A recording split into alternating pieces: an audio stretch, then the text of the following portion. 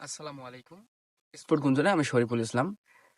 বর্তমান সময়ে অন্যতম একটি ফুটবলের হতভাগার নাম নিয়ে বর্তমান ফুটবলের হতভাগা ব্রাজিলিয়ান তারকা নেইমার জুনিয়র। সেই নেইমার জুনিয়রকে নিয়ে আমি কিছু সংখ্যক কথা বলতে চাই। সেটা হলো যে ফুটবলের সব থেকে বড় হতভাগা প্লেয়ারের নামটি বর্তমানে নেইমার জুনিয়র।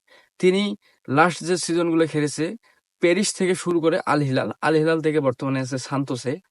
যদিও প্যারিসে তিনি খুব একটা সময় ভালো করতে পারেনি, তবে আল হিলালের থেকে প্যারিসে তিনি ভালোই খেলেছেন। এরপর যখন তিনি আল হিলালে গেলেন, আল হিলাল হয়তো আমরা সেভাবে আল হিলালকে কখনো জানতাম না, এবং সৌদি প্রো লিগ নামে যে কোনো লিগ চলে সেটাও আমরা জানতাম না। সেই সৌদি প্রো লিগের আল হিলালকে তিনি মার্কেটে অন্যতম জায়গায় পৌঁছে নিয়ে গেছেন ঠিকই, কিন্তু আসলে খেলা দিয়ে নিয়ে যেতে পারেননি। তার নামের কারণে হয়তো সেই আল হিলালকে, সৌদি প্রো লিগকে তিনি অনেক উপরে নিয়ে গিয়েছেন, যেখানে অন্যতম আরেকজন দাবিদার আছে ক্রিস্টিয়ানো রোনালদো। তিনি আগে যেহেতু গিয়েছেন, তার নামটাই আগে আসবে। তো সুতরাং এরপর তিনি যখন সান্তোসে গেলেন, সান্তোসে গিয়ে মোটামুটি ৭৩ মিনিট পর্যন্ত তিনি খেলেছেন। এই ৭৩ মিনিটে তাকে ২০ মিনিটের মধ্যে ২ বার ফাউল করা হয়েছে। তাকে যে এতবার কেন ফাউল করা হয়, প্রত্যেকটি অপোনেন্ট টিম জানে যে যদি আমাদেরকে জিততে হয় তাহলে নেইমারকে আগেই ফেলে দিতে হবে এবং নেইমারকে আগে মাঠ থেকে বের করে দিতে হবে। এই যে একটা পজিশন, সেটা হলো যে নেইমারকেই এত ফাউল করা হয় কেন? অন্যান্য প্লেয়ারও তো খেলে, আরো অনেক প্লেয়ার আছে যারা তো আরো ভালো ভালো পর্যায়ে গিয়েছে এবং আকাশ ছুঁই অবস্থা, সেই প্লেয়ারকে এতবার ইনজুরি ছুঁতে পারে না যতবার ইনজুরি ছুঁয়েছে নেইমারকে।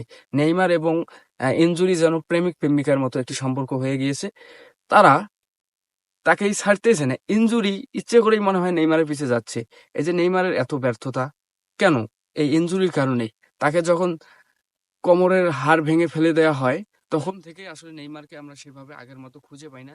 যে নেইমার পৃথিবী শাসন করার কথা ছিল ফুটবল দিয়ে, ফুটবলের রাজত্বটা করার কথা ছিল, সে নেইমার আসলে সেভাবে ফুটবলের রাজত্ব করতে পারেনি। যদিও তার বর্তমান অবস্থান মেসি রোনালদোর পরেই, তারপরেও তিনি খেলা দিয়ে তার তার ফ্যান ফলোয়ারের মন অর্জন করেছে। যদিও ট্রফি দিয়ে অর্জন করতে পারেনি, সে সুযোগ তার হয়নি। তো আমি যেটা বলতে চাচ্ছি, নেইমারের মতো প্লেয়ার আর কখনো ব্রাজিলে না আসুক। যদিও ব্রাজিলের আরো অনেক প্লেয়ার এই ইনজুরি থেকে বেরিয়ে আসতে পারতেছে না, গাব্রিয়েল জেসুস থেকে শুরু করে রিসালিসন, তারাও ইনজুরির কারণে আসলে সেই রকম পারফর্ম করতে পারতেছে না। তারপর হচ্ছে ডিফেন্ডিং এ যদি আপনি দেখেন, এডার মিলিটাও এক বছরের জন্য তিনি মাঠের বাইরে আছেন।